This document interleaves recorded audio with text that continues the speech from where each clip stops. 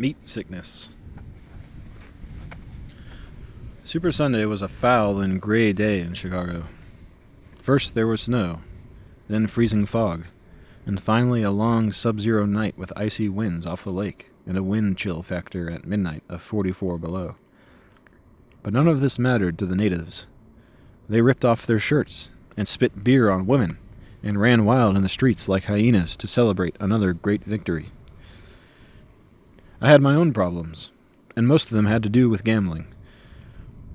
They were many and varied, but the nut of the matter had to do with the fact that I came awake on Sunday morning with the uneasy knowledge that I had taken New England in 13 points, which was beginning to feel uncomfortable. I had done it on the advice of Reverend Desmond Tutu, the Anglican bishop and Nobel Peace Prize laureate from South Africa, who made a speech in Chicago on Friday. The problem with Tutu is his accent, or perhaps his feeling for emphasis. He had warned me, I thought, to stay away from the bears, which disturbed my basic gambling instinct, and ran counter to all my analysis. Until I spoke with Desmond, I was taking the bears and not worrying too much about points. It seemed clear that the bears would score at will and make a mockery of the whole thing. They had shut down the best running games in the NFL, and their only loss of the season looked more like boredom or carelessness than a sign of any real weakness.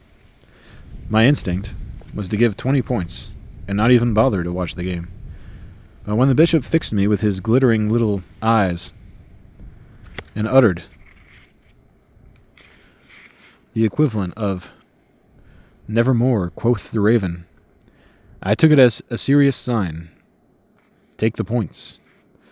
But it made me nervous, and by midnight on Saturday my confidence was turning to wax.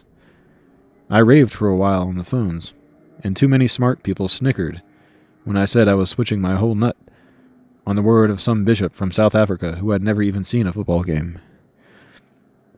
It was my old friend Craig Vetter, in fact, who finally had to point out to me that there was nothing in what Desmond had said to me that could be taken as a warning to bet heavily against the Bears. It was mainly a moral admonition. Stay away from gambling, which had nothing to do with the point spread. Had I gone mad, I wondered, to reverse a whole lifetime of sporting wisdom on the word of some mischievous quack? Vetter laughed all night at my queasiness, and by noon on Sunday I was grabbing everything I could get on the Bears and giving up 10. Here was a chance for a 2-point middle. Time-honored gambler's trick to win coming and going, to collect on both ends. If the Bears won by 11 or 12, I would be home free, and that spread was not out of the question. I also picked up a huge piece of coverage on the chance of a shutout at 7-1, plus a 3-1 side bet that Walter Payton would gain 100 yards. By the time the big countdown started on Sunday, I was covered in many ways, and Desmond was somewhere over the Atlantic on a 1,300-mile-per-hour Concorde, en route to Paris and Cape Town. There was no shortage of good places to watch the game on TV, but the best one for my purposes was a 40-foot-high diamond vision screen in downtown Daley Plaza, where a huge and essentially goofy iron statue of Pablo Picasso looks down on the jabbering crowds who have been flocking in all week from places like Cicero and Galesburg. They pressed in on the plaza like lemmings, despite the unholy cold and winds that swept in off the lake like some nightmare freeze-out, and the cremation of Sam McGee. There is nothing quite like the cold that you feel on a bad winter day in Chicago. It is a genuinely frightening pain that is like being plunged into ice water or feeling your skin on fire. But pain meant nothing to these people. They tore off their clothes and raced around the plaza like slam dancers, totally ignoring the game. Later that night, I heard a radio news bulletin that said they were all transvestites, giddy drifters who lived off the land and sold industrial ether for a living, and whipped their own dogs at night to relieve the terrible tensions that came with the life of the bullfruit.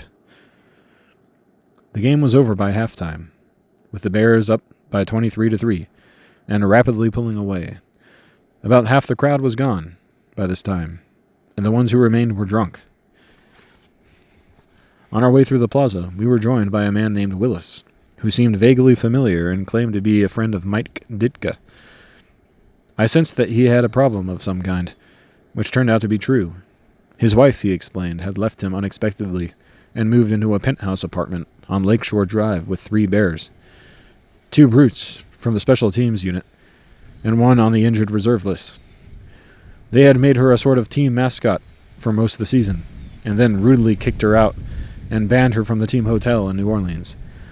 She didn't even make the trip, but took up with a rookie linebacker who was still on injured reserve and said he was going to marry her once his status finally cleared up. "The slut is driving me crazy," said Willis. "Every time I see her, she's staggering around in some meat rack on Davidson Street, wearing Kevin Butler's jersey. It's number 6. She wears it like a dress. I see the rotten thing in my dreams." His hands were unsteady, and his eyes were like unripe tomatoes. "I have a feeling that she's about to do something desperate," he said. "I need some advice. What would you do in a situation like this?" I jammed my hands deep into the pockets of my thin Palm Beach dinner jacket, shuddering from the cold and the fear. His tale was too much to deal with, and I was late for dinner, with Venner at the pump room. Willis asked again for advice, and I could see that he needed an answer. "Call my friend Bishop Tudu," I said. "He's always been a great help to me." January 27th, 1986.